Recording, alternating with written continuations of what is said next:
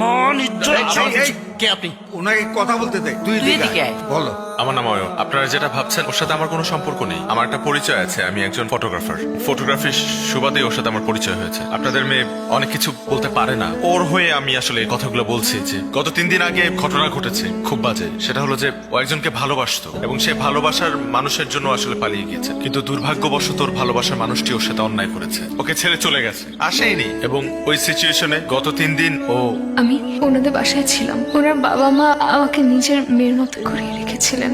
আমারও সময়টার মধ্যে ফুল সাপোর্ট দিয়েছিলেন ওনারা। ও আসলে মেন্টালি খুবই আপসেট ছিল। আমরা চেষ্টা করেছি ওকে সাপোর্ট দেওয়ার, এবং সব থেকে বড় কথা কি আঙ্কেল, ওনা খুব ভালো একটা মেয়ে, ওর ভুলটা বুঝতে পেরেছে। শুধু একটা রিকোয়েস্ট আপনাদের 4 জনের কাছে, ওকে না ওই আগের কথাটা মনে করিয়ে দিবেন না, কারণ ও আবার আপসেট হয়ে যাবে। থ্যাঙ্কস ব্রাদার, তুমি আমার ফ্যামিলির জন্য যে কাজটা করেছো সেটার জন্য আমার ফ্যামিলি সারা জীবন তোমার কাছে কৃতজ্ঞ থাকবে। আসি আজ।